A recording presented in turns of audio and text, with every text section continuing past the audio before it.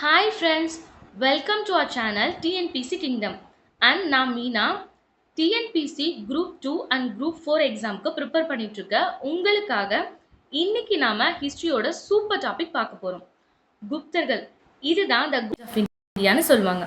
நம்ம 11th history புக்கில் எல்லாமே படித்து போர் அடிக்க வேணாம். என்ன முக்கியம் அண்ட் எப்படி ரீட் பண்ணலான்னு ஒரு கிளியர் ஸ்ட்ராட்டஜியோட இந்த கிளாஸை கொண்டு போக போகிறோம். அண்ட் கிளாஸ் பார்க்கறதுக்கு முன்னாடி நான் உங்ககிட்ட 4 கொஷின் கேட்குறேன். அதுக்கு ஆன்சர் கமெண்டில் சொல்லுங்கள். அந்த ஆன்சர் தெரியலனாலும் நோ ப்ராப்ளம், அதோட ஆன்சரை இந்த வீடியோ எண்டில் சொல்கிறேன். ஸோ வீடியோவை ஸ்கிப் பண்ணாமல் ஃபுல்லாக பாருங்கள்.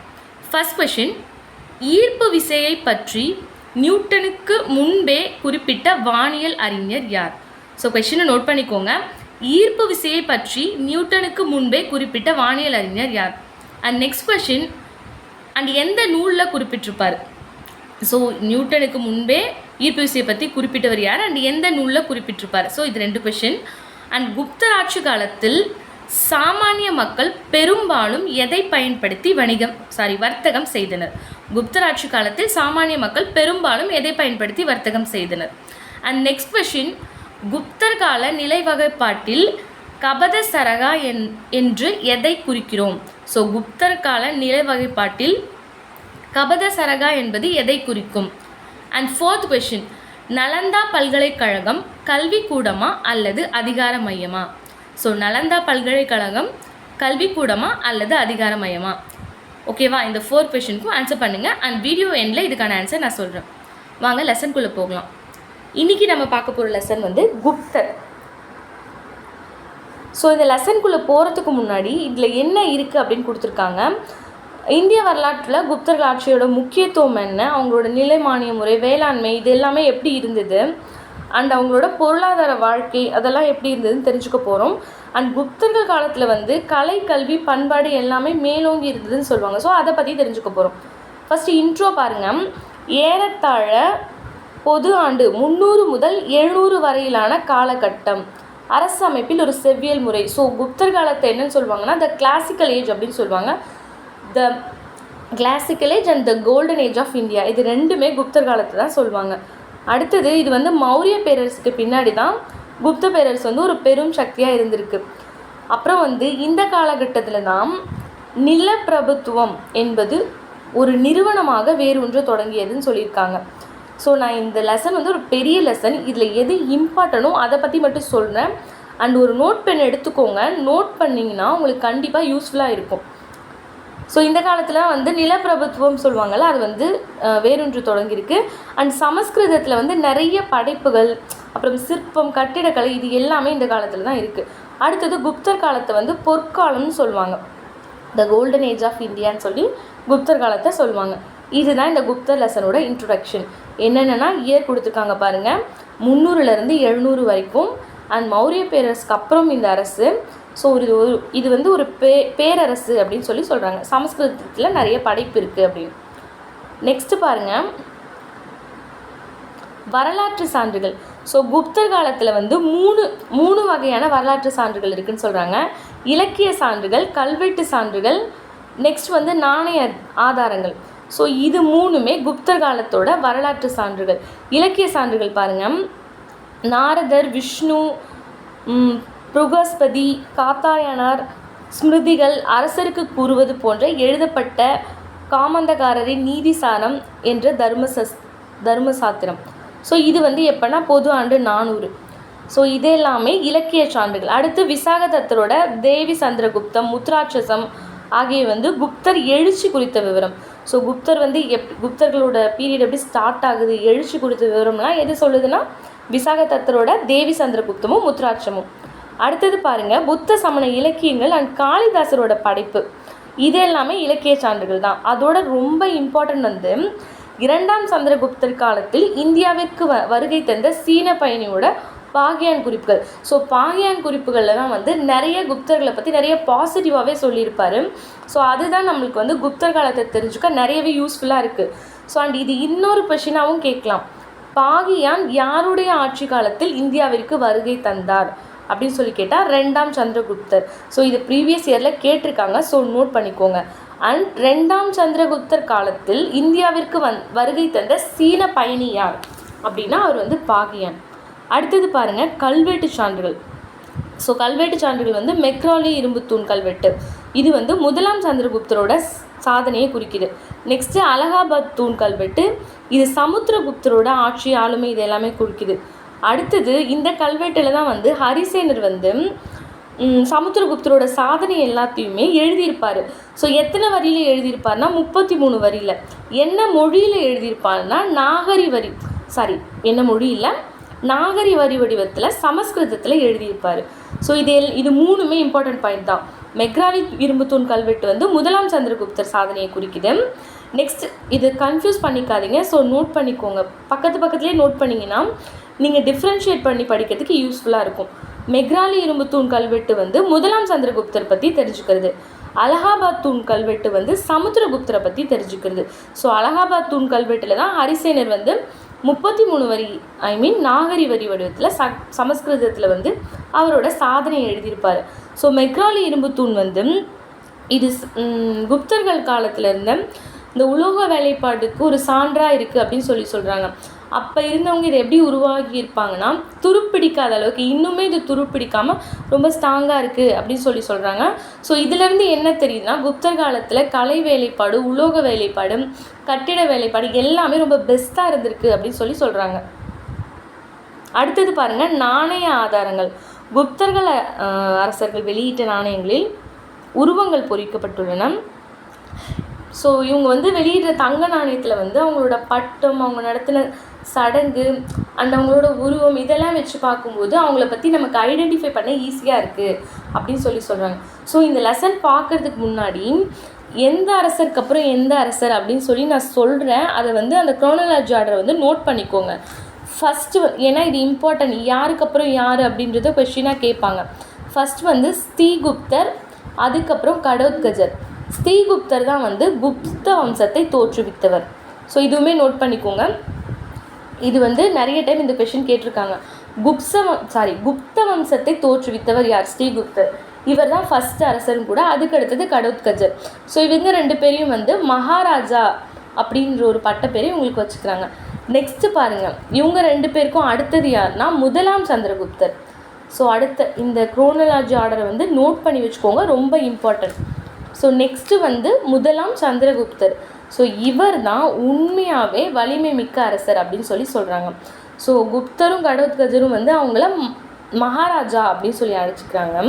அப்படின்ற பட்டப்பேர் அவங்களுக்கு வச்சுக்கிறாங்க. அடுத்து முதலாம் சந்திரகுப்தர் பார்த்திங்கன்னா மகாராஜாதி ராஜா, அப்படின்னா அரசருக்கெல்லாம் இவர் தான் அரசர் அப்படின்னு அவருக்கு அவரே ஒரு பட்டப்பேர் வச்சுக்கிறார். இதில் வந்து இம்பார்ட்டன்ட் வந்து இயர்ஸை விட கூட இந்த பட்டப்பெயர்கள்லாம் கேட்பாங்க. இந்த பட்டப்பெயர் யாருடையது, முதலாம் சந்திரகுப்தரின் பட்டப்பெயர்கள் தவறானது எது, சரியானது எது, இந்த மாதிரி கொஷின்லாம் ரிப்பீட்டடாக நிறைய கேட்டிருக்காங்க. ஸோ இதெல்லாம் நோட் பண்ணி வச்சுக்கோங்க. முதலாம் சந்திரகுப்தரோட பட்டப்பெயர் வந்து மகாராஜாதி ராஜா. ஸ்ரீகுப்தர் கடோத்கஜரோட பேர் வந்து மகாராஜா. அடுத்தது முதலாம் சந்திரகுப்தர் பார்த்திங்கன்னா லிச்சாவி நாட்டு அரசி வந்து குமாரதேவியை கல்யாணம் பண்ணிப்பார். ஸோ அப்படி கல்யாணம் பண்ணி அவரோட அரசை வந்து எல்லையை விரிவுபடுத்தி ரொம்ப ஸ்ட்ராங் பண்ணிப்பார். ஸோ இது வந்து இதோட குறிப்புகள்லாம் வந்து அவர் வெளியிட்ட தங்க நாணயத்தில் கிடச்சிருக்குன்னு சொல்கிறாங்க. ஓகேவா. நெக்ஸ்ட்டு முதலாம் சந்திரகுப்தருக்கு அடுத்தது பார்த்திங்கன்னா சமுத்திரகுப்தர். இதுதான் டிஎன்பிசியில் ரொம்ப ஹாட் ஏரியா. இதுலேருந்து ரிப்பீட்டடாக சமுத்திரகுப்தரை பற்றி ரிப்பீட்டடாக நிறைய கொஷின்ஸ் இதுக்கு முன்னாடி எக்ஸாம்ஸில் கேட்டிருக்காங்க. ஸோ அவரை பற்றி நல்லாவே தெரிஞ்சு வச்சுக்கோங்க. சமுத்திரகுப்தரை வந்து இந்தியாவோட நெப்போலியன் அப்படின்னு விஎஸ் ஸ்மித் சொல்லியிருப்பார். ஸோ இந்தியாவின் நெப்போலியன் என்று அழைக்கப்பட்டவர் யாருன்னா சமுத்திரகுப்தர். அப்படி யார் சொல்லியிருப்பாங்கன்னு பார்த்தீங்கன்னா விஎஸ் ஸ்மித். இதுக்கு ஒரு ஷார்ட்கட் நீங்கள் என்ன ஞாபகம் வச்சுக்கலாம்னா, இருக்கிறதுலே வலிமையான இருக்கிறதுலே ரொம்ப ஸ்ட்ராங்கான அரசர் அப்படின்னா சமுத்திரம் தான் ரொம்ப வலிமையாக இருக்குது அப்படின்னு சொல்லுவாங்க. ஸோ சமுத்திரகுப்தர். சமுத்திரத்தில் வந்து நெப்போலியன்றவர் கப்பல் ஓட்டிட்டு போகிறாரு அப்படின்னு ஞாபகம் வச்சுக்கோங்க. இந்தியாவின் நெப்போலியன் சமுத்திரகுப்தர்.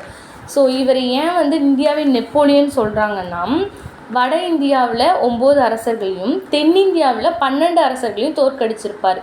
அந்த 12 அரசர்களில் பல்லவ அரசன் விஷ்ணுகோபரும் ஒருத்தர். ஸோ இவர் தான் குப்த அரசரோட ஹீரோன்னு சொல்லலாம். ஸோ நிறைய அரசர்களை வந்து தோற்கடித்து நிறைய இவர் எல்லைகளை விரிவுபடுத்தியிருக்காரு. அண்ட் இவரோட பட்டங்களில் ஒன்று வந்து கவிராஜா. ஸோ கவிராஜா என்று அழைக்கப்படுபவர் வந்து சமுத்திரகுப்தர். எதனால் கவிராஜானா இவர் வந்து கவிதை நயமிக்கவர். ஸோ இவருக்கு கவிதைனா ரொம்ப பிடிக்கும். அண்ட் நெக்ஸ்ட் வந்து நாணயம், ஒரு நாணயத்தில் வந்து இவர் வீணை வாசிக்கிற மாதிரி ஒரு உருவம் இருக்குது. இவருக்கு வந்து கலையிலையும் ரொம்ப ஆர்வம் இருக்குது அப்படின்னு சொல்லியிருக்காங்க. நெக்ஸ்ட் இவர் ஃபாலோ பண்ண மதம் ரிலீஜன் பார்த்திங்கன்னா இவர் ஒரு தீவிர விஷ்ணு பக்தர். ஆனாலுமே பௌத்த அறிஞர் வசுபந்துவை இவர் ஆதரிச்சிருப்பார். ஸோ இவர் வந்து ஒரு தீவிர விஷ்ணு பக்தர் அண்ட் இருந்தாலுமே பௌத்த அறிஞர் வசுபந்துவை ஆதரித்தார். ஸோ அஸ்வமேத யாகம் நடத்தியவர் யாருன்னு பார்த்தீங்கன்னா சமுத்திரகுப்தர் தான். ஸோ அஸ்வமேத யாகம்னா என்னன்னு பார்த்தீங்கன்னா குதிரை பலியிடுதல். ஓகே, ஃபர்ஸ்ட் வந்து ஸ்ரீகுப்தர் அண்ட் கடோத்கஜர், செகண்ட் முதலாம் சந்திரகுப்தர், தேர்டு சமுத்திரகுப்தர். அதுக்கப்புறம் பார்த்தீங்கன்னா இரண்டாம் சந்திரகுப்தர். ஸோ முதலாம் சந்திரகுப்தர் வேறு, இரண்டாம் சந்திரகுப்தர் வேறு. ரெண்டாம் சந்திரகுப்தரோட அவருக்கு வந்து என்ன பேர்னா விக்ரமாதித்யன் அப்படின்ற ஒரு பேருமே உண்டு, புகழ்பெற்ற பேர். ரெண்டாம் சந்திரகுப்தர்னாலே நம்ம விக்ரமாதித்யன் அப்படின்னு தான் ஐடென்டிஃபை பண்ணுறோம். ஸோ இவரோட அவையில் தான் நவரத்னங்கள், இவரோட அவையில் வந்து நவரத்னங்கள்னு சொல்கிற 9 அறிஞர்கள் இருந்தாங்க. ஸோ இப்போ இதை எப்படி ஞாபகம் வச்சுக்கணும்னா விக்ரமாதித்யன் நமக்கு தெரிஞ்ச ஒரு ஃபேமஸ் ஸ்டோரி அது. அதில் வந்து வேதாளம் வந்து விக்ரமாதித்யன் முதுகுலேயே இருப்பார். ஓகேவா, அந்த மாதிரி இந்த விக்ரமாதித்யன் கூட நவரத்னங்களான அறிஞர்கள் வந்து கூடயே இருக்காங்க, 9 அறிஞர்கள் கூடயே இருக்காங்க அப்படின்னு சொல்லி ஞாபகம் வச்சுக்கோங்க. அதில் வந்து காளிதாசரும் ஹரிசேனரும் புலவர்கள். ஸோ காளிதாசர் ஹரிசேனர் 2 பேரும் புலவர்கள். அமரசிம்ஹரர் அகராதியியல். ஸோ அந்த மாதிரி ஞாபகம் வச்சுக்கோங்க, அமரசிம்ஹர் அகராதியல். அடுத்தது தன்வந்திரி வந்து மருத்துவர் அண்டு வராகமிகிரர் வந்து வானியல் அறிஞர். ஓகேவா, நெக்ஸ்ட்டு வெள்ளி நாணயங்களே வெளியிட்ட முதல் குப்த அரசர் யாருன்னு பார்த்தீங்கன்னா ரெண்டாம் சந்திரகுப்தர் தான். ஆக்சுவலாக குப்த அரசர்கள் வந்து தங்க நாணயங்களை தான் வெளியிட்டிருப்பாங்க. ஸோ வெள்ளி நாணயங்களே வெளியிட்ட முதல் குப்த அரசர் வந்து ரெண்டாம் சந்திரகுப்தர் தான். இவர் எதுக்காக வெளியிட்டிருப்பாருன்னு பார்த்தீங்கன்னா சாகர்களை தோற்கடிச்சிருப்பார். ஸோ அதுக்காக வந்து வெள்ளி நாணயங்களை வெளியிட்டிருப்பார். அடுத்தது ரெண்டாம் சந்திரகுப்தருக்கு அப்புறம் யாருன்னு பார்த்தீங்கன்னா குமாரகுப்தரும் ஸ்கந்தகுப்தரும்.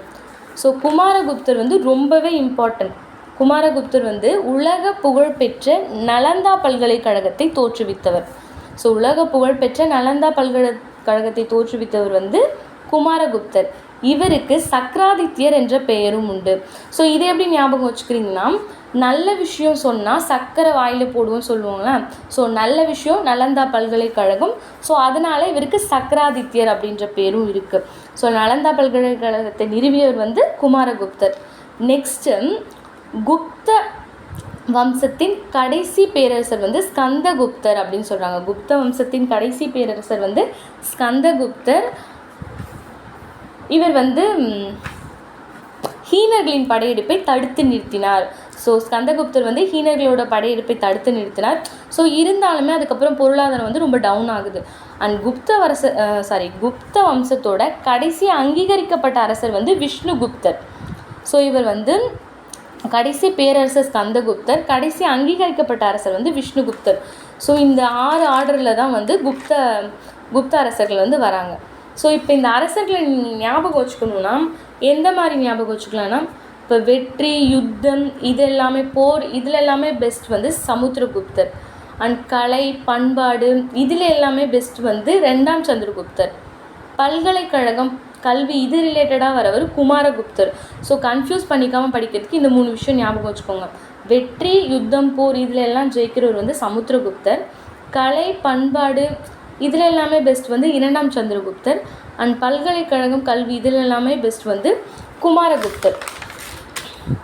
ஓகே, ஸோ முதலாம் சந்திரகுப்தர் வந்து நான் ஆல்ரெடி சொன்ன மாதிரி தான் லிச்சாவி இளவரசியை மணந்து வந்து தன்னோட எல்லையை வந்து விரிவுபடுத்திக்கிறார்.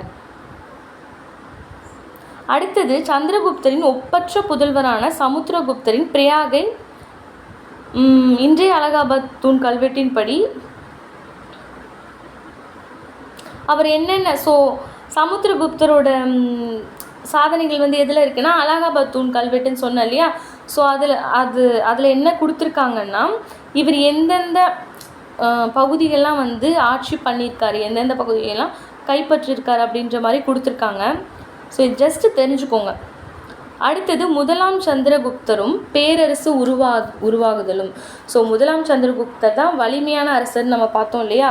அண்ட் குப்த வம்சத்தை தோற்றுவித்தவர் வந்து ஸ்ரீகுப்தர், அது ஆல்ரெடி நான் சொன்னது தான்.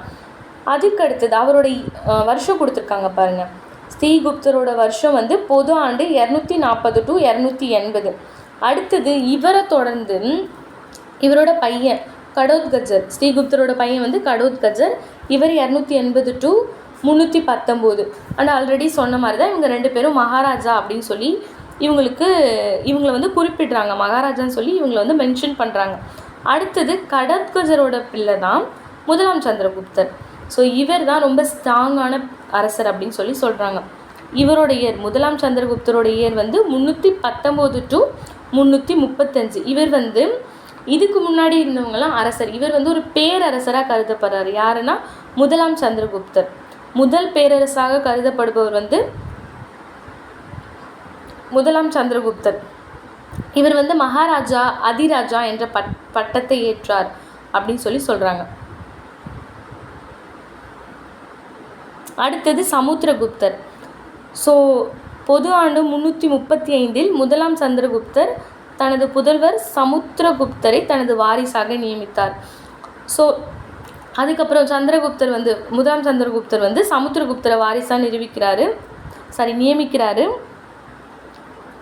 ஸோ அசோகர் தூண் கல்வெட்டில் இருக்க புகழுரை வந்து என்ன சொல்லுதுன்னா, இவர் மௌரிய பரம்பரையிலேருந்து வந்தவராக வந்து சொல்கிறாங்க. அடுத்தது பாருங்கள், இதெல்லாம் ஜஸ்ட் படிச்சுக்கோங்க. வரலாற்று அறிஞர்கள் சமுத்திரகுப்தரை இந்திய நெப்போலியன் என்று அழைக்கின்றனர். ஸோ இது நான் சொன்ன பாயிண்ட் தான். எந்த வரலாற்று அறிஞர் சொல்கிறாருன்னா V.A. ஸ்மித். நெக்ஸ்ட்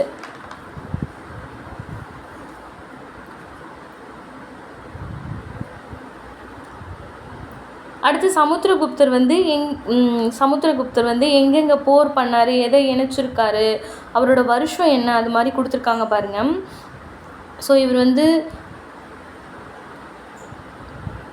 9 அரசர்களையும், வட இந்தியாவில் 9 அரசர்களையும், தென்னிந்தியாவில் 12 அரசர்களையும் கைப்பற்றியிருப்பார்.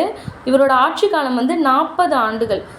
ஸோ சமுத்திரகுப்தரோட ஆட்சி காலம் வந்து 40 ஆண்டுகள். இவரோட சமகாலத்தவர் வந்து இலங்கை அரசர் மேகவர்மன். இவரோட சமகாலத்தவர் யாருன்னா இலங்கை அரசர் மேகவர்மன். ஸோ இவர் அஸ்வமேத யாகம் நடத்தினார் அப்படின்னு சொல்லி இதில் கொடுத்துருக்காங்க பாருங்கள். இவர் அஸ்வமேத யாகம் நடத்தினார். அடுத்தது இவர் வந்து அறிஞர்கள், ஹரிசன் போன்ற கவிஞர்கள் இவரையெல்லாம் என்ன பண்ணுறாங்கன்னா ஆதரிக்கிறாரு. அண்ட் சமஸ்கிருத இலக்கியத்தை வளர்க்குறதுல ரொம்ப ஆர்வமாக இருக்கார். அண்ட் இவர் வந்து வைணவத்தை பின்பற்றியிருக்காரு. ஸோ இவர் வைணவத்தை பின்பற்றினாலுமே வசுபந்துன்ற பௌத்த அறிஞரை ஆதரிச்சிருக்காரு. அடுத்தது இவருக்கு கவிராஜா என்ற பட்டமும் வழங்கப்படுது. யாருக்கு? சமுத்திரகுப்தருக்கு கவிராஜா என்ற பட்டமும் வழங்கப்படுது. குப்த நாணயங்களில் அவர் வீணை வாசிப்பது போன்ற சின்னம் பொறிக்கப்பட்டுள்ளது. யார்? சமுத்திரகுப்தர். நெக்ஸ்ட் பாருங்கள், 2ஆம் சந்திரகுப்தர். ஸோ இவரோட இயர் வந்து பொது ஆண்டு 375 முதல் 415 வரை 40 ஆண்டுகள் இவருமே ஆட்சி புரிஞ்சிருக்காரு. ஸோ சமுத்திரகுப்தருமே 40 ஆண்டுகள் ஆட்சியில் இருந்திருக்காரு. அண்ட் 2ஆம் சந்திரகுப்தருமே 40 ஆண்டுகள் ஆட்சியில் இருந்திருக்காரு. அடுத்தது இவர் வந்து தன்னோட சகோதரர்னா அண்ணனோ தம்பியோ, தன்னோட சகோதரர்கிட்ட ராமகுப்தர் அப்படின்றவர்கிட்ட வாரிசுரிமைக்கு போராடி அண்ட் அதுக்கப்புறமா ஆட்சிக்கு வந்திருக்காரு. ஸோ இவர் வந்து விக்ரமாதித்யன் என்று அழைக்கப்பட்டார். 2ஆம் சந்திரகுப்தர் வந்து விக்ரமாதித்யன் என்ற புகழ்பெற்ற பெயர் கொண்டு அழைக்கப்பட்டார். இவர் வந்து பாடலிபுத்திரத்தை தலைநகரமாக கொண்டார். ஸோ இவரோட பீரியடில் வந்து பாடலிபுத்திரம் தான் தலைநகரம் அப்படின்னு சொல்கிறாங்க. அண்ட் அவர் அதுக்கப்புறம் பார்த்திங்கன்னா போர், திருமண உறவு இது எல்லாத்தையும் பேஸ் பண்ணி இவர் வந்து தன்னுடைய எல்லைகளை வந்து விரிவுபடுத்தியிருக்காரு.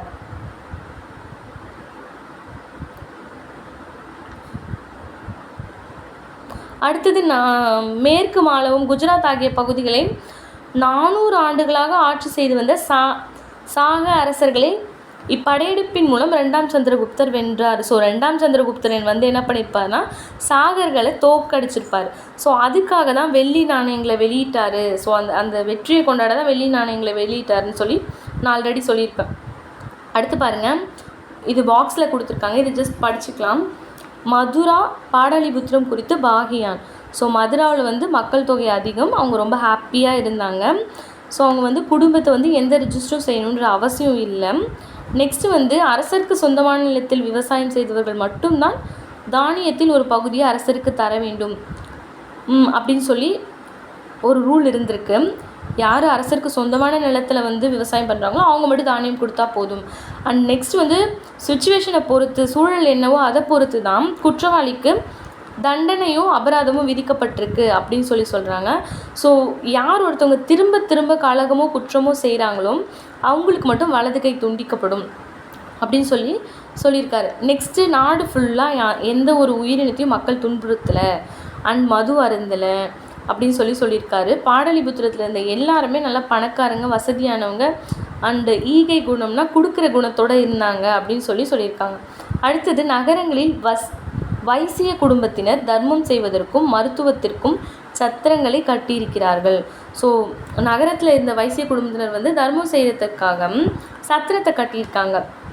அண்ட் ஏழைகள், ஆதரவற்றோர், அனாதைகள், விதவைகள், குழந்தை இல்லாதவர்கள், அங்கவீனர்கள், ஊனமுற்றவர்கள் என அனைவருக்கும் ஸோ இவங்க என்ன பண்ணியிருக்காங்க, இந்த வைசிய குடும்பத்தினர்னா எல்லா லோ இதில் இருக்க எல்லாருக்குமே வந்து ஹெல்ப் பண்ணியிருக்காங்கன்னு சொல்லியிருக்கார். ஸோ பாகியான் வந்து இந்த குப்த பேரரசோட பாசிட்டிவ் பாயிண்ட்ஸ் தான் நிறைய சொல்லியிருப்பார். நெக்ஸ்ட் பாருங்க,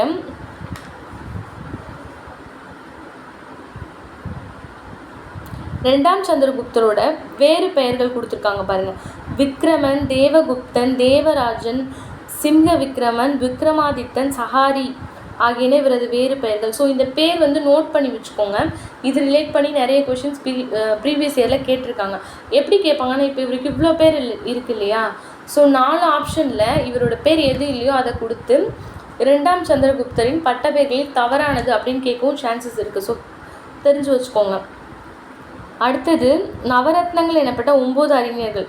ஸோ விக்ரமாதித்யன் கூட விக்ரமாதித்யன் ஸ்டோரி நம்ம படிச்சிருக்கோம் இல்லையா, அதில் எப்பவும் வேதாளம் இருக்கும். அதே மாதிரி இந்த விக்ரமாதித்ய அரசரோட அவையில் 9 புலவர்கள் எப்பயும் இருப்பாங்க. அவங்க யார் யாருன்னு கொடுத்துருக்காங்க பாருங்கள். காளிதாசர் சமஸ்கிருத புலவர், காளிதாசர், சமஸ்கிருத புலவர் ஹரிசேனர், அகராதியை உருவாக்கிய அமரசிம்மர், மருத்துவர் தன்வந்திரி, இவங்க எல்லாமே ரொம்ப ஃபேமஸான ஒரு அவையில் இருந்த நவரத்னங்கள். இவங்க ரொம்ப ஃபேமஸ் அப்படின்னு சொல்லி கொடுத்துருக்காங்க. ஸோ வெள்ளி நாணயங்களை முதலில் வெளியிட்ட குப்த அரசர் சந்திரகுப்தர். அடுத்தது ரெண்டாம் சந்திரகுப்தருக்கு பின் யார் வந்திருக்காங்கன்னு பார்த்தீங்கன்னா குமாரகுப்தர். ரெண்டாம் சந்திரகுப்தருக்கு பின் வந்து புதல்வர் முதலாம் குமாரகுப்தர் ஆட்சி செய்தார். ஸோ இவர் தான் வந்து நலந்தா பல்கலைக்கழகத்தை தோற்றுவித்தார். இவருக்கு சக்கராதித்யர், ஸோ இவரை வந்து சக்கராதித்யர் அப்படின்னு சொல்கிறாங்க. ஸோ நல்ல விஷயம் இவர் சொன்னதால் சர்க்கரையிலே பேர் வச்சுருக்காங்க அப்படின்னு ஞாபகம் வச்சுக்கோங்க. நலந்தா பல்கலைக்கழகம், சக்கராதித்யர். ஸ்கந்தகுப்தர் முதலாம் குமாரகுப்தரின் புதல்வர். ஸோ ரெண்டாம் சந்திரகுப்தரோட பையன் வந்து முதலாம் குமாரகுப்தர் அண்ட் முதலாம் குமாரகுப்தரோட பையன் வந்து ஸ்கந்தகுப்தர். ஸோ ஹீனர்களோட படையெடுப்பு அப்போ இருந்ததால் பொருளாதாரம் வீழ்ச்சி அடைஞ்சு கருவூலம் வந்து காலியாச்சு அப்படின்னு சொல்லியிருக்காங்க. ஸோ 467 பொது ஆண்டு 467 ஸ்கந்தகுப்தரின் இறப்பிற்கு பின் குப்த பேரரசு வீழ்ச்சி அடைந்தது. ஸோ குப்த வம்சத்தின் கடைசி அரசர் யாருன்னு பார்த்தீங்கன்னா விஷ்ணுகுப்தர். இவர் எப்போ ஆட்சி புரிஞ்சிருக்காருன்னா 540 to 550. ஓகே, நெக்ஸ்ட் பாருங்கள் குப்தரின் நிர்வாக முறை. குப்தர் ஆட்சியில் அரசியல் அதிகார படிநிலைகள் வந்து இருந்திருக்கு. ஸோ அதுக்கு முன்னாடி இந்த பாக்ஸில் என்ன கொடுத்துருக்காங்கன்னா, ஹீனர்களின் தோற்றம் குறித்து உறுதியாக எதுவும் தெரியவில்லை. ரோமானிய வரலாற்றாளர் டாசிடஸின் கூற்றுப்படி அவர்கள் காஸ்பியன் கடல் அருகில் வாழ்ந்த பழங்குடி இனக்குழுக்கள், ரோமாபுர பேரரசின் வீழ்ச்சிக்கு காரணமாக இருந்தவர்கள். அட்டிலாவின் தலைமையில் திரண்ட இவர்கள் ஐரோப்பாவில் கொடுங்கோன்மைக்கு பெயர் பெற்றவர்கள். வெள்ளை ஈனர்கள் என்று அழைக்கப்பட்ட ஈனர்களின் ஒரு பிரிவு மத்திய ஆசியாவிலிருந்து இந்தியா நோக்கி நகர்ந்தது. இவர்களது படையெடுப்பு குஷானர்கள் காலத்திலிருந்து 100 ஆண்டுகளுக்கு பின் ஆரம்பமானது. ஸோ ஹீனர்கள் வந்து ஒரு பழங்குடி இனத்தவர்னு சொல்கிறாங்க. இவங்க வந்து கொடுங்கோன்மைனா ரொம்ப பேடான ரூல், ரொம்ப பேடாக பிஹேவ் பண்ணுற ஒருத்தவங்க அப்படின்னு சொல்லி கொடுத்துருக்காங்க. அட்டிலாவின் தலைமையில் வந்து இவங்க வந்து வெள்ளை ஈனர்கள் அப்படின்னு சொல்கிறவங்க வந்து மத்திய ஆசியாவிலேருந்து இந்தியா நோக்கி வந்திருக்காங்க. ஸோ இவங்களோட படையெடுப்பு வந்து குஷானர் காலத்துலேருந்து 100 ஆண்டுக்கு பின்னாடி அப்படின்னு சொல்கிறாங்க. ஸோ குப்தர்களோட நிர்வாக முறை பாருங்கள்.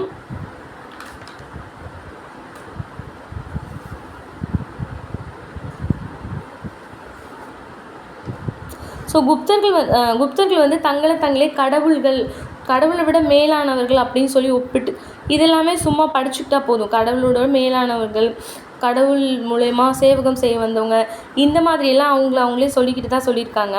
அடுத்தது அமைச்சர்கள், அதிகாரிகள். ஸோ இவங்க காலத்தில் அதிகாரிகள், அமைச்சர்கள்லாம் எப்படி இருந்தாங்க அப்படின்னு சொல்லி தெளிவாக பெரிய பொருள்லாம் எதுவும் தெரியல.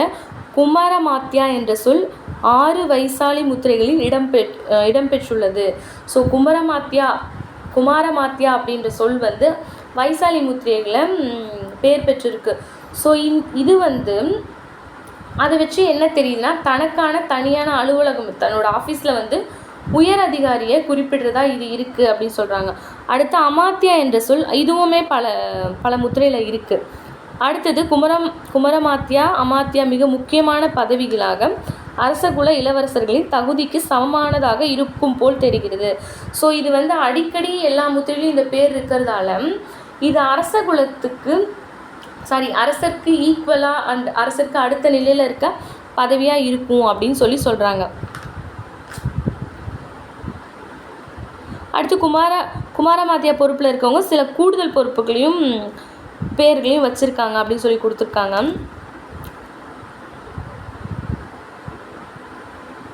அடுத்தது பாருங்கள், அலகாபாத் பிரசஸ்தி இருக்கு இல்லையா, மெய்கீர்த்தி அல்லது புகழுரை கல்வெட்டு எழுதிய ஹரிசேனர் வந்து ஒரு குமாரமாத்யா, சந்தி விக்ராகியா, மகாதண்டநாயகா ஆகிய பட்டங்களை கொண்டவர்களாக இருந்துள்ளார். ஸோ மகாதண்டநாயகன்றதும் ஒரு பொறுப்பு. அவங்க குப்தர்கள் ஆட்சி காலத்தில் அவங்க அலுவலகத்தில் இருந்த ஒரு அதிகாரிகளை குறிப்பிட்டு தான் வந்து இந்த மகாதண்டநாயகா. அடுத்தது பாருங்கள், அமைச்சர்கள் குழு வந்து மகாசந்தி விக்ரகா. ஸோ மகாசந்திரி விக்ரகா வந்து அமைச்சர்களே உயர்நிலையில் இருக்கிற ஒரு பதவி அப்படின்னு சொல்லியிருக்காங்க. அடுத்தது பாருங்கள், நீதித்துறை இராணுவம் இதில் வந்து பொறுப்பு வகித்தவங்க வந்து தண்டநாயகா இல்லைன்னா மகாதண்டநாயகா அப்படின்னு சொல்லியிருக்காங்க. ஸோ இது நோட் பண்ணி வச்சுக்கோங்க. நீதித்துறை இல்லைன்னா இராணுவத்தில் இருந்தவங்க அதிகாரிகளுக்கு பேர் என்னன்னு பார்த்தீங்கன்னா தண்டநாயகா, அடுத்தது மகாதண்டநாயகா. அடுத்து பாருங்கள், இந்த பதவி எல்லாமே வாரிசுரிமையாக இருந்திருக்கு. அப்பாவுக்கு அப்புறம் பையன் அந்த மாதிரி அடுத்தடுத்து வந்திருக்காங்க அப்படின்னு சொல்லியிருக்காங்க. அடுத்து மகா அஸ்வபதி அப்படின்னா குதிரைப்படை தலைவர். ஸோ குதிரைப்படைக்கு ஒரு தலைவர் இருந்திருக்காங்க அப்படின்றது இந்த பதவி சொல்லுது அப்படின்னு சொல்லியிருக்காங்க. அடுத்தது பாருங்கள், பேரரசின் பிரிவுகள் எப்படி கொடுத்துருக்காங்கன்னா மாநிலங்களாக பிரிக்கப்பட்டுள்ளன. ஸோ குப்த பேரரசு வந்து தேசம் அல்லது புக்தி எனப்படும் மாநிலங்களாக பிரிக்கப்பட்டுள்ளது. இப்போ நம்ம தேசம்னா ஒரே நாடை சொல்கிறோம், அவங்க வந்து அப்போ வந்து மாநிலத்தை தேசம் அப்படி இல்லைன்னா புக்தி அப்படின்னு சொல்லி கொடுத்துருக்காங்க. அடுத்தது பாருங்கள், இதை வந்து யார் நிர்வாகம் பண்ணியிருக்காங்கன்னா உபாரிகா என்று அழைக்கப்பட்ட ஆளுநர்களால் இவை நிர்வகிக்கப்பட்டன. ஸோ அப்போ இருந்த ஆளுநர்களை எப்படின்னு கூப்பிட்டுருக்காங்கன்னா உபாரிகா அப்படின்னு சொல்லி கூப்பிட்டுருக்காங்க. அடுத்தது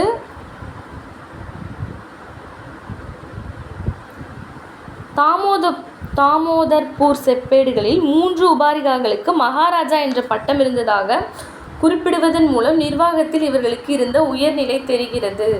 ஸோ இந்த தாமோதரப்பூர் செப்பேட்டில் வந்து என்ன சொல்லியிருக்காங்கன்னா உபாரிகாக்களை வந்து மகாராஜா அப்படின்ற பட்டமும் அவங்களுக்கு இருந்திருக்கு. ஸோ இதை வச்சு நமக்கு என்ன தெரியுதுன்னா இவங்க வந்து ரொம்ப ஹை போஸ்டிங்கில் இருந்திருக்காங்க, உயர்நிலையில் இருந்திருக்காங்க அப்படின்னு சொல்லி தெரியுது.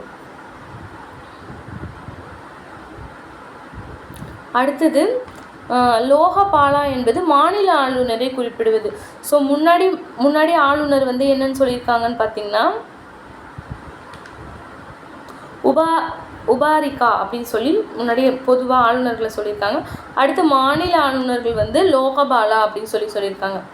அடுத்தது பாருங்கள், மாவட்ட மட்டத்திற்கு கீழே இருந்த நிர்வாக அலகுகள். ஸோ இதுக்கு முன்னாடி வரைக்கும் மாநிலம் பார்த்தோம், இதுக்கப்புறம் வந்து மாவட்ட மட்டம்.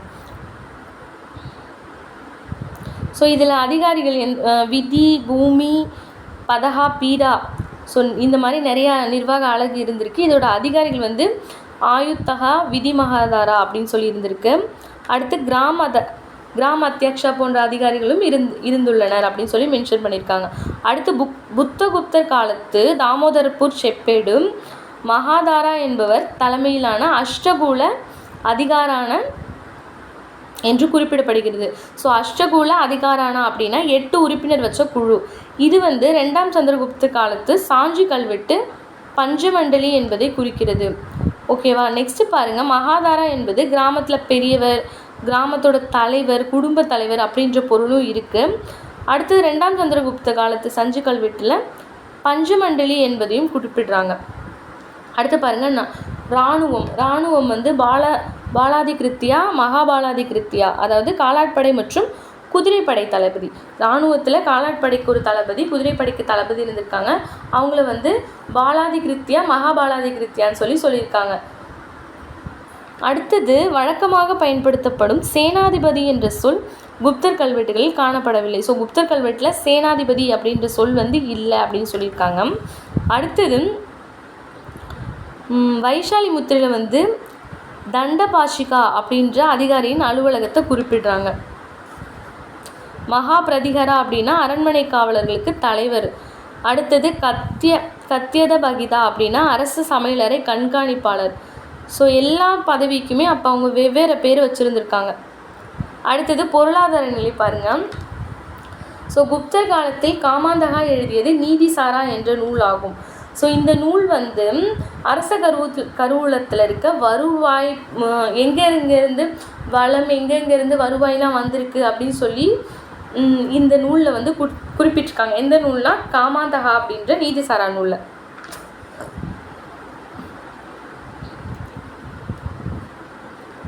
அடுத்தது, குப்தர் ஆட்சி காலத்தில் வந்து இது வேளாண்மையும் வேளாண் அமைப்பும். குப்தர் ஆட்சி காலத்தில் வந்து ஏராளமான பாசான பணிகள் வந்து மேற்கொள்ளப்பட்டிருக்கு. இதன் மூலமாக வந்து என்ன பண்ணியிருக்காங்கன்னா விவசாயம் வந்து நல்லா க்ரோவாயிருக்கு அப்படின்னு சொல்கிறாங்க. அடுத்தது, பிராமணர்கள், புத்த சமண சங்கங்களுக்கு தானமாக வழங்கப்பட்ட தரிசு நிலங்களும். ஸோ பிராமணர்களுக்கும் சமண சங்கங்களுக்கும் வந்து சில நிலங்களை வந்து தானமாக கொடுத்துருக்காங்க. அதுலேயுமே வந்து விவசாயங்கள் நடந்திருக்கு அப்படின்னு சொல்கிறாங்க.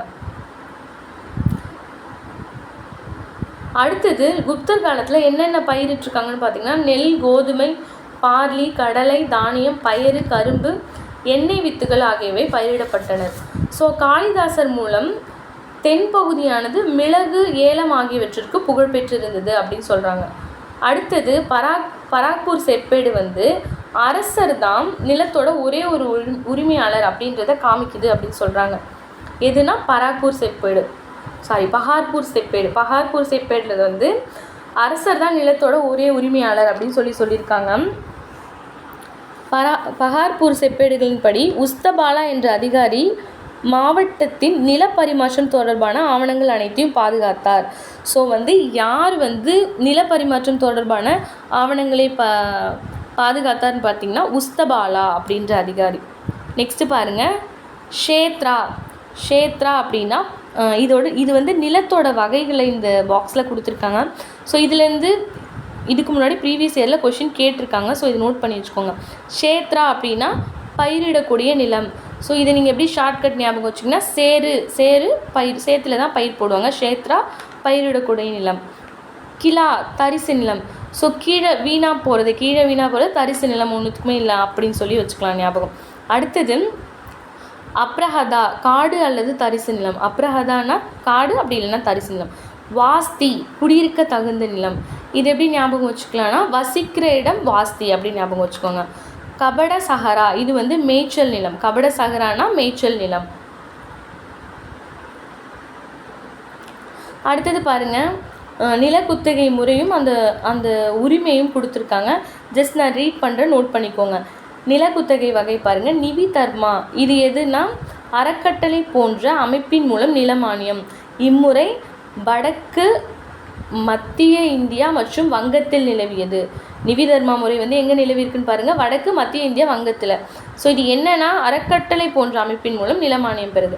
அடுத்து, நிவி தர்ம அக்ஷயனா. இது வந்து நிரந்தரமான அறக்கட்டளை. ஸோ பெற்றவர் அதிலிருந்து வரும் வருவாயை பயன்படுத்தி கொள்ளலாம். ஸோ இந்த குத்தகை வந்து இதிலேருந்து வர வருவாயை அவங்க யூஸ் பண்ணிக்கலாம். அடுத்து, அப்ரதா தர்மா. வருவாயை பயன்படுத்தலாம், ஆனால் அதை பிறருக்கு தானம் செய்ய முடியாது, நிர்வாக உரிமையும் இல்லை.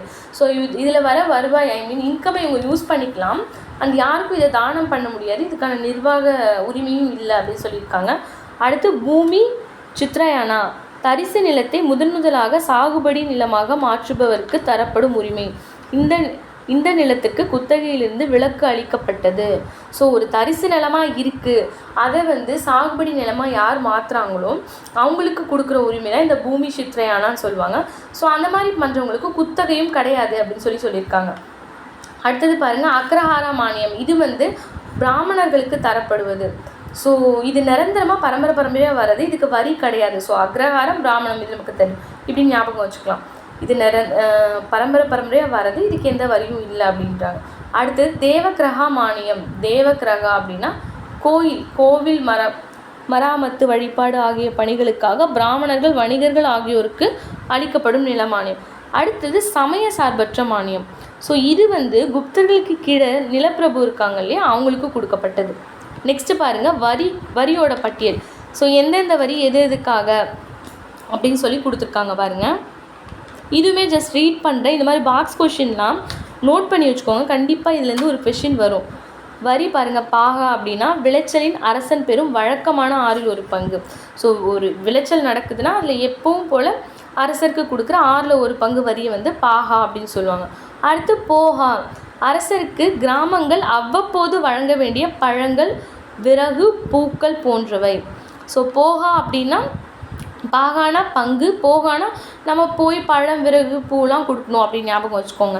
அடுத்து கரா, கிராமத்தினர் மீது குறிப்பிட்ட கால இடைவெளியில் விதிக்கப்படும் ஒரு வரி. இது வருடாந்திர நிலவரியின் ஒரு பகுதி அல்ல. ஸோ ஒரு கிராமத்தோட இருக்கிறவங்களுக்கு, ஒரு கிராமத்தில் இருக்கிறவங்களுக்கு ஒரு குறிப்பிட்ட ஒரு சர்டன் பீரியடில் இந்த வரியை விதிப்பாங்க. இது வருஷத்துக்கான நிலவரியோட ஒரு பகுதி இல்லை அப்படின்னு சொல்கிறாங்க. அடுத்தது பலி, ஆரம்பத்தில் விருப்பப்பட்டு வழங்கப்பட்ட வரியாக இருந்து பின் கட்டாய வரியாக மாற்றப்பட்டது. இது ஒரு ஒடுக்குமுறை வரி. ஸோ இது ஒரு ஒடுக்குமுறை வரி, பலியான வரி அப்படின்றதால தான் இதுக்கு பலின்னு பேர் வச்சுருக்காங்க. ஸோ பலி ஒடுக்குமுறை வரி அப்படின்னு ஞாபகம் வச்சுக்கோங்க.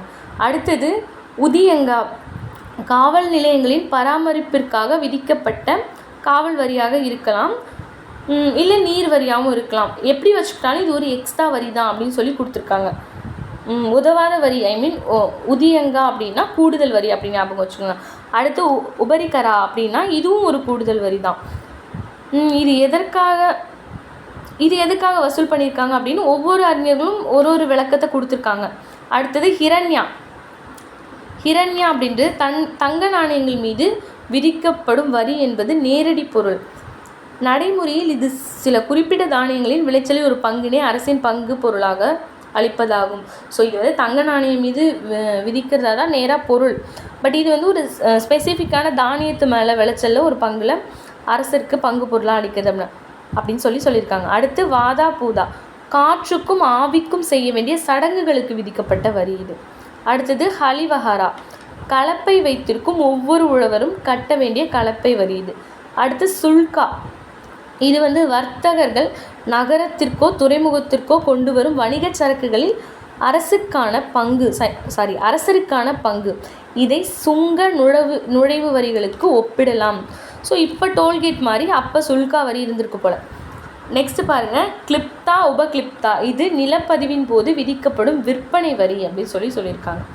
அடுத்தது பாசானம், இது குப்தர் காலத்தில் நீர்ப்பாசனம் இருந்திருக்கு. இதை எந்த நூலில் சொல்லியிருக்காங்கன்னா நாரத ஸ்மிருதி அப்படின்ற நூலில் கொடுத்துருக்காங்க.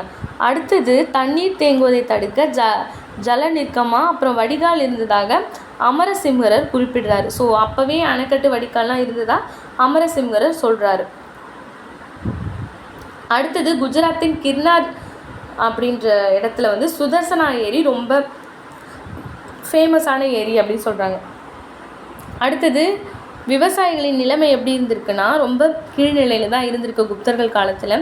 ஸோ இது எதனாலன்னு பார்த்தீங்கன்னா சாதி பிரிவுகள், நிலத்தோட உரிமை மற்றவங்களுக்கு வழங்கினதால ஸோ கொத்தடிமை நிலைக்கு இவங்களை தள்ளுறாங்க. ஸோ குத்தகை முறை இருந்திருக்கிறதால எப்போ வேணால் இவங்க குத்தகையை விட்டு வெளியேற்ற நிலையிலையும் இருந்திருக்காங்க. அண்ட் அதுவும் இல்லாமல் விவசாயம் பண்ணுறவங்க பலவிதமான வரி கட்டுற நிலைமை இருந்திருக்கு. அடுத்தது சுரங்கமும் உலோகவியலும். ஸோ குப்தர் காலத்தில் விவசாயத்துக்கு அடுத்தது ரொம்ப ஃபேமஸ்ன்னு பார்த்திங்கன்னா சுரங்க தொழில், அடுத்தது உலோகவியல். இது ரெண்டும் தான். ஸோ சுரங்கங்கள் இருந்தது குறித்து அமரசிங்கர், வராகிமிரர், காளிதாசர் இவங்க வந்து அடிக்கடி சொல்கிறாங்க. இந்த காலகட்டத்தில் வந்து பீகாரில் இரும்பு படிவும் ராஜஸ்தானில் செம்பு படிவும் அதிகமாக தோண்டி எடுக்கப்பட்டது அப்படின்னு இது நோட் பண்ணி வச்சுக்கோங்க.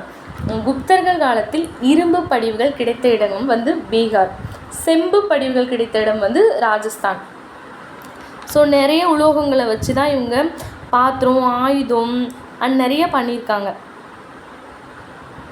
ஸோ டில்லியில் இருக்க குதுப் மினார் வளாகம் இருக்குது இல்லையா, அதில் இருக்க மெக்ராலி இரும்பு தூணை வச்சு மெக்ராலி இரும்பு தூண் வந்து 2ஆம் சந்திரகுப்தர் அடையாளம் காண்றதுக்காக அந்த இரும்பு தூண் இருக்குது. மெக்ராலி இரும்பு தூண் யார் அடையாளம் காண்றதுக்காக இருக்குன்னா 2ஆம் சந்திரகுப்தர்.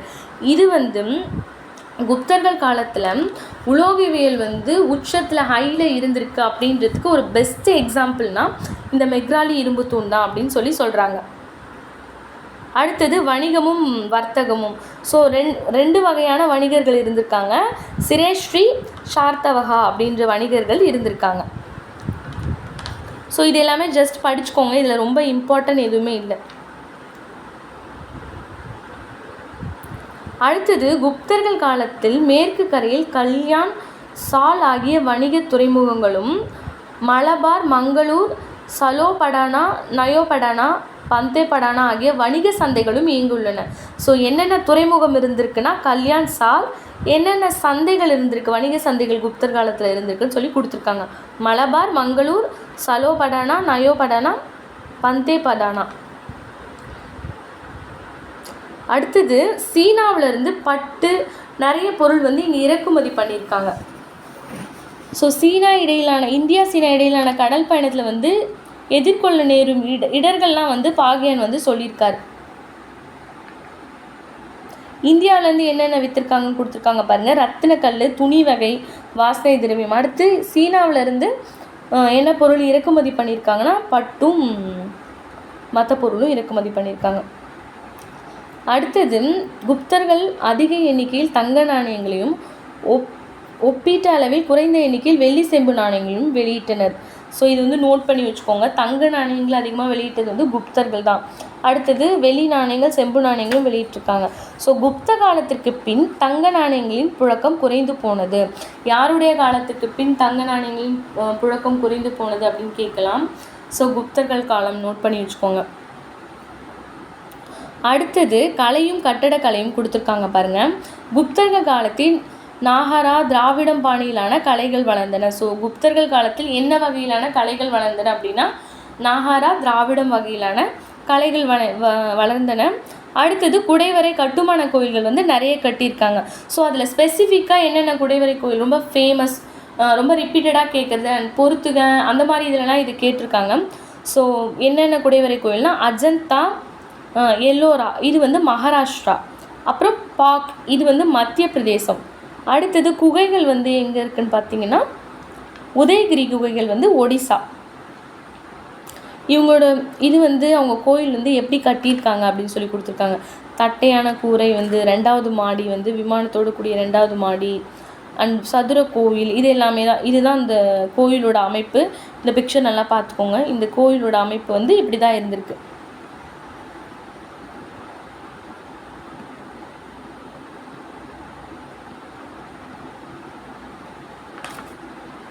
அடுத்து ஸ்தூபிகள் வந்து ஏராளமான எண்ணிக்கையில் கட்டியிருக்காங்க. ஸோ இதில் வந்து சிறந்த ஸ்தூபிகள் வந்து சமத் இது வந்து உத்தரப்பிரதேசத்தில் இருந்திருக்கு. அடுத்து ரத்னகிரி இது வந்து ஒடிசாவில் இருந்திருக்கு. மிர்பூர் கான் வந்து சிந்து. ஸோ இது 3மே நோட் பண்ணி வச்சுக்கோங்க. ஸ்தூபிகள் எங்கெங்கன்னா சமத் வந்து உத்தரப்பிரதேசம், ரத்னகிரி ஒடிசா, மிர்பூர் கான் வந்து சிந்து. அடுத்து சிற்பங்கள் பாருங்கள். சாரநாத்தில் காணப்படும் நிற்கும் புத்தர் சிலை வந்து புராண சிற்பங்களே வந்து அழகானது அப்படின்னு சொல்லியிருக்காங்க. அடுத்து உதயகிரி குகையின் நுழைவு வாயில் இருக்கும் வராக அவதார சிலை. ஸோ சிற்பங்கள் என்னென்னு பார்த்தீங்கன்னா சாரநாத்தில் நிற்கிற புத்தர் சிலை, அடுத்தது உதயகிரி குகையின் நுழைவு வாயில் இருக்கும் வராக அவதார சிலை. ஸோ இப்போ வந்து குப்தர்கள் அப்படின்னாலே நிறைய கொஷின் ட்விஸ்ட் பண்ணி கேட்கலாம். ஏன்னா எல்லாரோட நேமும் மேக்ஸிமம் சிமிலராக இருக்கும். ஸோ அதெல்லாம் வந்து டிஃப்ரென்ஷியேட் பண்ணி படிக்க கற்றுக்கோங்க. அண்ட் ஷார்ட்கட்ஸ்லாம் யூஸ் பண்ணி படிச்சிங்கன்னா கண்டிப்பாக உங்களுக்கு யூஸ்ஃபுல்லாக இருக்கும், மறக்காமல் இருக்கும். நெக்ஸ்ட்டு பாருங்கள், அந்த இயரை விட ரொம்ப இம்பார்ட்டன்ட் எதுனா இந்த பட்ட பெயர்கள், யாருக்கு அப்புறம் யார் வந்தாங்க, இது வந்து பொறுத்துகளை கூற்றுலன்னு நிறைய கேட்பாங்க. எந்த அரசருக்கு அப்புறம் எந்த அரசர், அண்டு ஒவ்வொரு அரசரும் பண்ண சாதனைகள், இது எல்லாமே டிஎன்பிசியில் ட்விஸ்ட் பண்ணி கேட்குற கொஷின்ஸ்லாம் இதெல்லாம் தான். ஸோ இதெல்லாம் நல்லா படித்து வச்சுக்கோங்க. ஸோ உலோக சிற்பம் என்ன இருக்குன்னா, பீகாரில் இருக்க நாலந்தாவில் வந்து புத்தரோட 18 அடி செம்பு சிலை இருக்குது. அண்ட் சுல்தான்கஞ்சில் வந்து 7.5 அடி புத்தர் சிலை இருக்குது. ஸோ 2 புத்தர் சிலை, ஒன்று வந்து பீகாரில் நலந்தாவில் வந்து 18 அடி, சுல்தான்கஞ்சில் வந்து 7.5 அடி அப்படின்னு சொல்லி கொடுத்துருக்காங்க. அடுத்து ஓவியம் பாருங்கள், இவங்க வந்து கலை பண்பாடு எல்லாத்துலேயுமே சிறப்பு பெற்றிருக்காங்க குப்தர்கள் வந்து. ஸோ சிற்பக்கலையை விட ஓவியக்கலையில் பலரும் ஈடுபட்டு புகழ் பெற்றது தெரிகிறது. சுவர் ஓவியங்கள் எங்கன்னா அஜந்தா, பாக், பதாமி ஆகிய இடங்களில் காணப்படுகின்றன. ஸோ சுவர் ஓவியங்கள் எங்கே காணப்படுகின்றன? அஜந்தா, பாக், பதாமி. ஸோ அந்த ஓவியம் கொடுத்துருக்காங்க பாருங்கள், அஜந்தா ஓவியம். அப்போவே எவ்வளோ அழகாக வரைஞ்சிருக்காங்கன்னு இதில் பார்க்கும்போதே தெரியுது. அடுத்து அஜந்தா மற்றும் பாக்கில் காணப்படும் ஓவியங்கள் மத்திய தேசிய ஓவிய பள்ளியின் முறையின் தலை சிறந்த ஓவியம் ஆகும். ஸோ இது வந்து தலை சிறந்த ஓவியம் அப்படின்னு சொல்லி கொடுத்துருக்காங்க. அடுத்தது சுடுமண் சிற்பங்களும் மட்பாண்ட கலைகளும். ஸோ களிமண்ணில் வந்து நிறைய சின்ன சின்ன உருவங்கள், அதாவது மதம் சார்ந்த உருவமும் மதம் சாராத உருவமும் வந்து பயன்பட்டிருக்கு. உருவம் வந்து இந்த நோக்கத்துக்காக பயன்பட்டிருக்கு அப்படின்னு சொல்கிறாங்க. ஸோ இவங்களோடது ஃபேமஸ் தனிப்பட்ட சிறப்பு எதுனா சிவப்பு மண்பாண்டங்கள் தான். அடுத்தது சமஸ்கிருத இலக்கியம் பாருங்கள். குப்தர் காலத்தில் வந்து சமஸ்கிருதம் தான் அலுவலக மொழி. அண்ட் மக்கள் பேசின மொழி வந்து பார்த்திங்கன்னா சமஸ்கிருதம் இல்லை, அலுவலக மொழி தான் சமஸ்கிருதம்.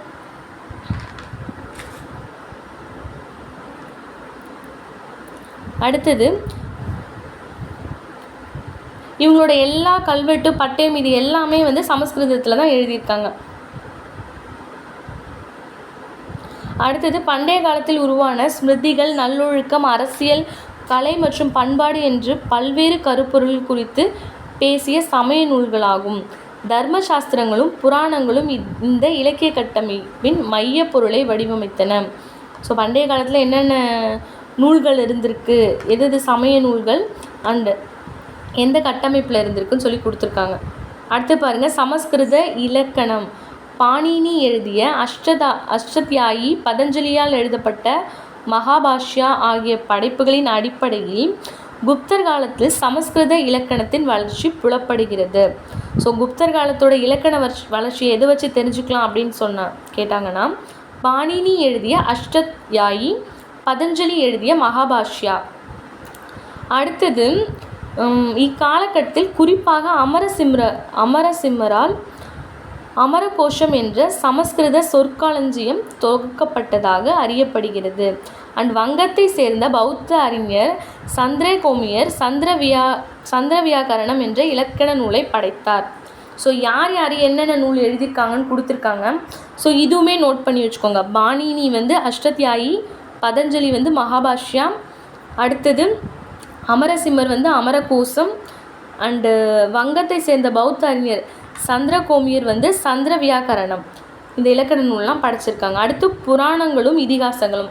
ஸோ இது வந்து ஸ்டார்டிங்கில் பாணர்களால் பாடப்பட்டது. இந்த புராணம்லாம் வந்து இவை வந்து பிராமணர்களால் பதிவு செய்யப்பட்ட தொன்மை கதைகளாக இருந்தன. ஸோ இந்த புராணம்லாம் வந்து பதிவு செஞ்சதுன்னு பார்த்திங்கன்னா பிராமணர்கள் தான். உண்மைக்கு இதை பாடினது யாருன்னு பார்த்திங்கன்னா பாணர்களால் பாடப்பட்டது. ஸோ அதை வந்து பிராமணர்கள் கைக்கு வந்ததும் செவ்வியல் சமஸ்கிருதத்தில் மீண்டும் இயற்றப்பட்டன. ஸோ பாணர்கள் இதை பாடியிருக்காங்க, அது பிராமணர்கள் கைக்கு வந்தோடனே செவ்வியல் சமஸ்கிருதத்தில் மீண்டும் இயற்றப்பட்டன இந்த புராணங்கள் எல்லாமே. அடுத்தது 18 முக்கிய புராணங்கள் பட்டியலிடப்பட்டுள்ளன. ஸோ மொத்தம் முக்கியமான புராணங்கள் 18. ஸோ இது ஒரு கொஷினாகவே கேட்கலாம். மொத்த புராணங்கள், முக்கிய புராணங்கள் எத்தனைனா 18. அது என்னென்னு பாருங்கள். பிரம்ம புராணம், பத்ம புராணம், விஷ்ணு புராணம், ஸ்கந்த புராணம், சிவமக புராணம், மார்க்கண்டேய புராணம், அக்கினி புராணம், விஷ்ய புராணம், மத்ஸ்ய புராணம், ஸ்ரீமத் பகவத் புராணம் ஆகியன நன்கு அறியப்பட்டவை. அடுத்தது மகாபாரதம், ராமாயணம் இதெல்லாம் வந்து கொஞ்சம் எக்ஸ்ட்ரா பாலிஷ் பண்ணி யூஸ் பண்ணியிருக்காங்க. இதில் இறுதியாக்கியிருக்காங்க அப்படின்னு சொல்கிறாங்க. அடுத்தது பௌத்த இலக்கியம் வந்து தொடக்க காலத்தில் மக்கள் மொழியான பாலி மொழியில் இருந்தது. ஸோ மக்கள் வந்து பாலி மொழி தான் பேசியிருக்காங்க. தொடக்க காலத்தில் அப்படி தான் இருந்திருக்கு. அதுக்கப்புறம் மீண்டும் மறுபடியும் எழுதும்போது தான் சமஸ்கிருத கலப்போடு எழுதியிருக்காங்க. குப்தர் காலத்தில் குறிப்பிடத்தக்க எழுத்தாளர்கள் யாருன்னு பாருங்கள். ஆரிய தேவர், ஆரிய அசங்கர், இதையும் நோட் பண்ணி வச்சுக்கோங்க. குப்தர் காலத்தில் குறிப்பிடத்தக்க எழுத்தாளர்கள் வந்து ஆரிய தேவர், ஆரிய அசங்கரர். தர்க்க அறிவியல் சார்ந்த முதலாவது முழுமையான பௌத்த நூல் வசுபந்துவால் இக்காலகட்டத்தில் எழுதப்பட்டது. ஸோ முதலாவது முழுமையான நூல் யாரால் எழுதப்பட்டது? தர்க்க அறிவியல் சார்ந்துன்னா வசுபந்துவால் எழுதப்பட்டது அப்படின்னு சொல்லியிருக்காங்க. அடுத்தது வசுபந்துவின் சீடர் யாருன்னா திக்நாகர். ஸோ வசுபந்துவோட சீடர் யாருன்னா திக்நாகர். இவருமே பல நூல் எழுதியிருக்காரு. அடுத்தது சமணர்களோட மத நூலுமே தொடக்கத்தில் பிராகிருத மொழியில் இருந்திருக்கு. அதுக்கப்புறம் தான் சமஸ்கிருதத்தில் மாற்றிருக்காங்க. விமலா வந்து சமண ராமாயணத்தை எழுதினார். ஸோ சமண ராமாயணத்தை யார் எழுதியிருக்காங்கன்னா விமலா.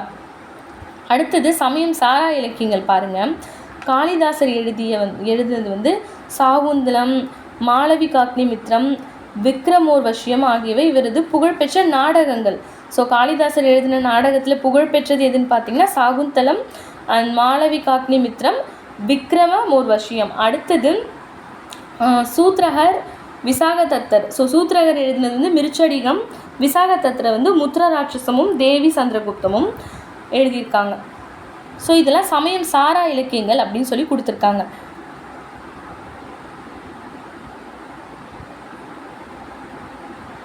அடுத்தது நலந்தா பல்கலைக்கழகம். மகாவிகாரா என்று பெயர் பெற்ற நலந்தா இந்தியாவின் பண்டைய மகத பேரரசில், அதாவது பழசில் வந்து மகத பேரரசு, இப்போ வந்து பீகாரோட ரொம்ப பெரிய பௌத்த மடாலயம் அப்படின்னு சொல்லி கொடுத்துருக்காங்க.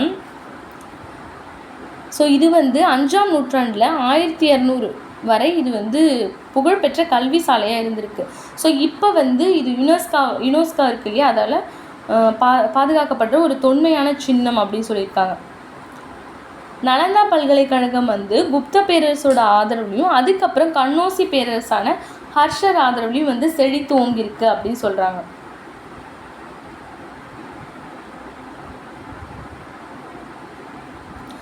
இது பாருங்க, நலந்தா பல்கலைக்கழகத்தோட பிக்சர் கொடுத்துருக்காங்க பாருங்க.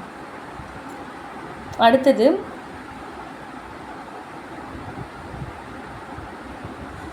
பொது ஆண்டு 1200 தில்லி சுல்தானிய மம்லூக் வம்சத்தின் பக்தியார் கில்ஜி படைகளால் நலந்தா சூறையாடப்பட்டு அழிக்கப்பட்டது.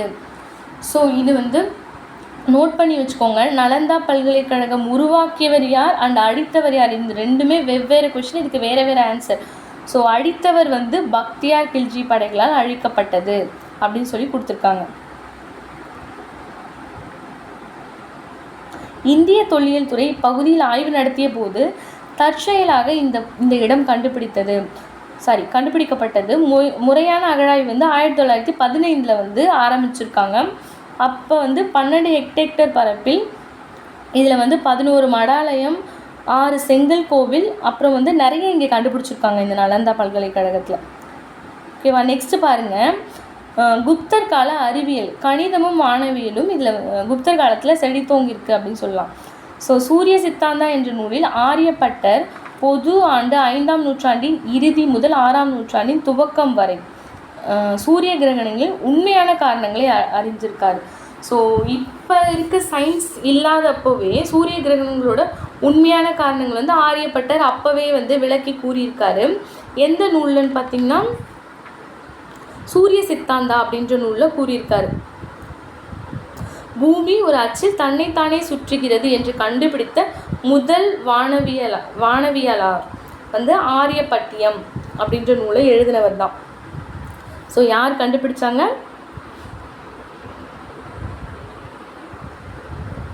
சூரிய சித்தாந்தான்ற நூலில் ஆரியப்பட்டர்.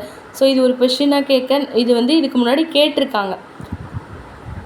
பூமி வந்து தன்னைத்தானே சுற்றுகிறது என்று கண்டுபிடித்த முதல் வானவியலாளர் வந்து ஆரியப்பட்டியம் என்ற நூலில் அவர் எழுதினார்.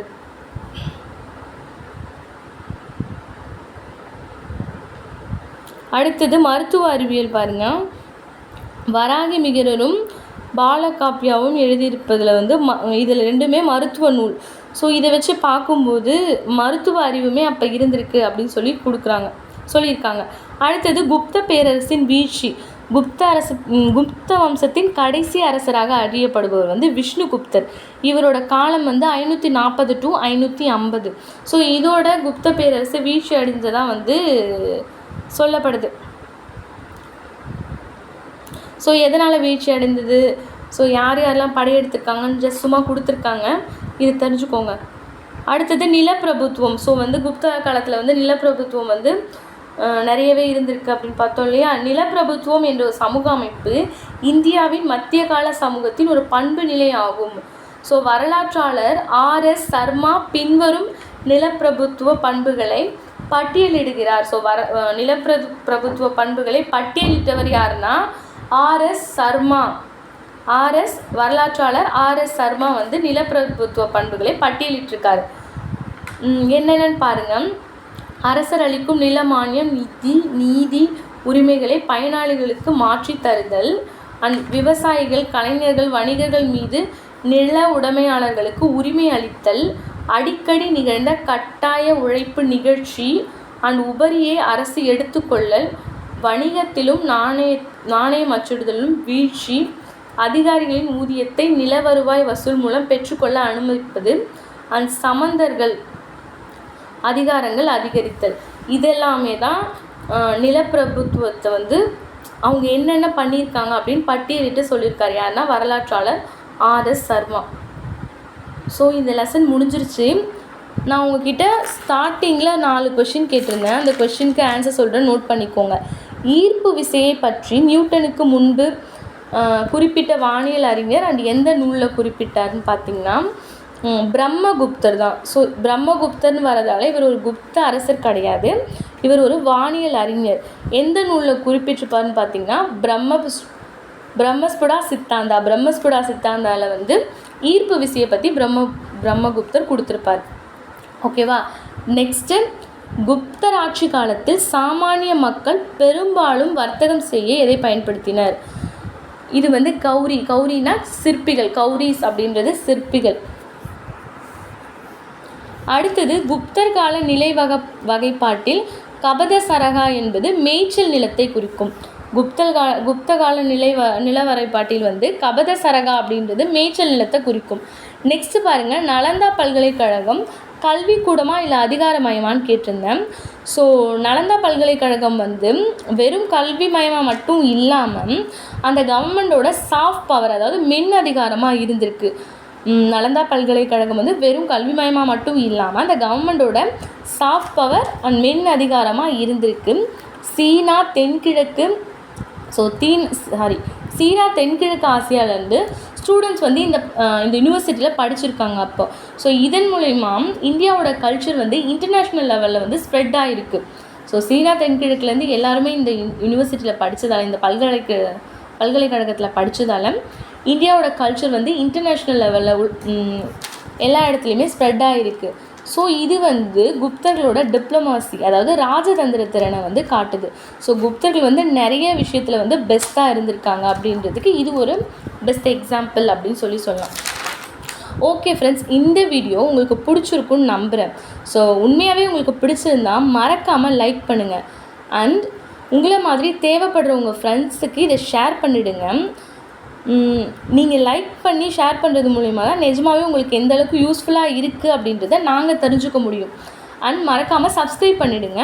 அப்போ தான் இந்த மாதிரி யூஸ்ஃபுல் வீடியோஸோட நோட்டிஃபிகேஷன் வந்து உங்களுக்கு உடனே அப்டேட் ஆகும்.